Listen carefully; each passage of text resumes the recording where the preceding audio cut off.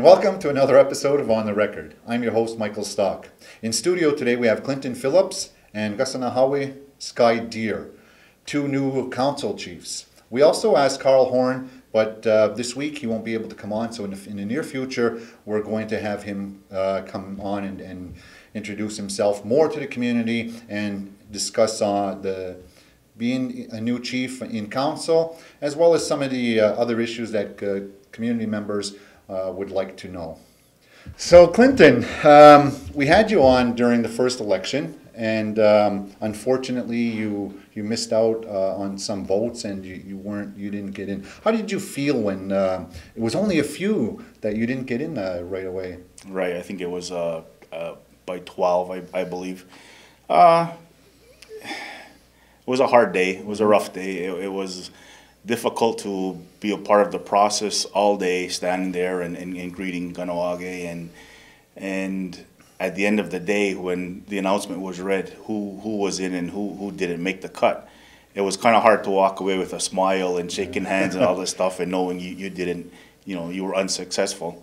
And you know what? I kind of blame myself for a lot of it, because had I went to family members and knocked on their doors and sat at their tables and campaigned a little bit harder, and instead of assuming that family members and friends and extended family members would just automatically go. But do you think that's what it takes to get into council, is to get out there and campaign more? Or like, if as an example, Lindsay LeBarn, for years he just threw his name in the hat, and then you didn't hear from him until he got elected.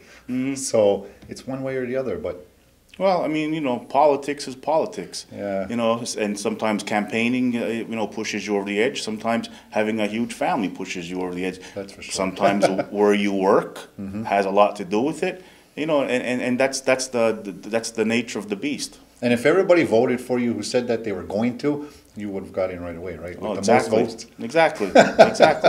Exactly. So regardless of that, you missed it by a few, and it put the community, I guess, or the electoral system into sort of a tizzy. What are they going to do now? Do they have a by-election? Do we take the next in line? As far as the controversy with Jesse Gilbert. So that was like, what do you do? Because there was an issue with him.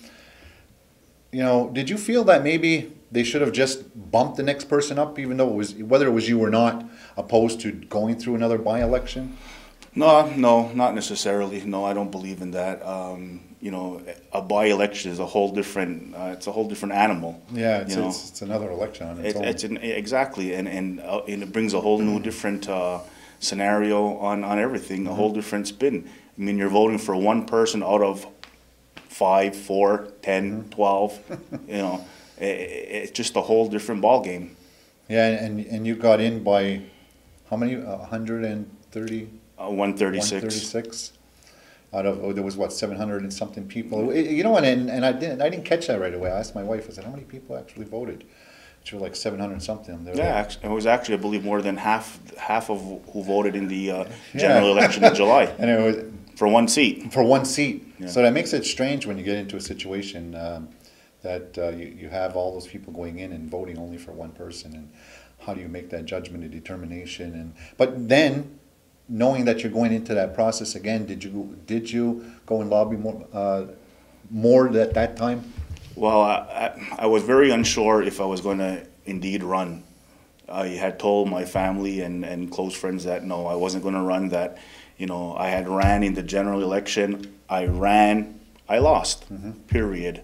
The week after the election, I congratulated by email Grand Chief Mike DeLille and his new table. I wished them all the best and successes in the next 3 years. At that point, I had a period on it, and it was back to work. It was through a lot of persuasion of friends and family, and to encourage me to run for the by-election. I had said that I didn't want to win like that. I'm not used to winning like just sneaking in at the bottom or whatever. And I guess when the court's decision came out, people told me, look, somebody has to win. that seat's going to get filled. So why not? Why not you? Yeah. And when I started to think about it, and you know, through the my friends and family members who kind of persuaded me, I says, you know what? Yeah, I'm gonna try, and I did. So today is the 22nd, Tuesday, September 22nd. You started when? I started midweek last. I believe it was last Tuesday.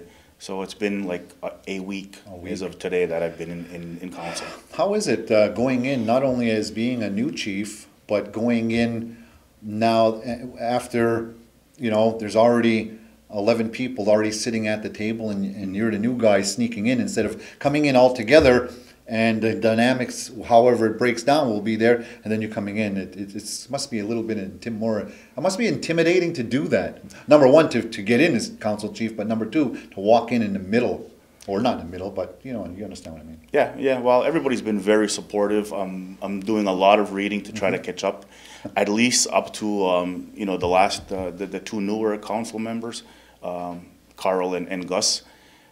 You know, they've had approximately 2 months ahead of me, so I'm trying to use maybe the first 2 weeks to catch up to them who had 2 months. You know, it's not easy, but it's a lot of reading. Thank God I'm an avid reader, you know, so that's not an issue. But everybody at council, you know, has been fantastic in supporting and giving me direction and tips and hints and things like that. So things good. It's good.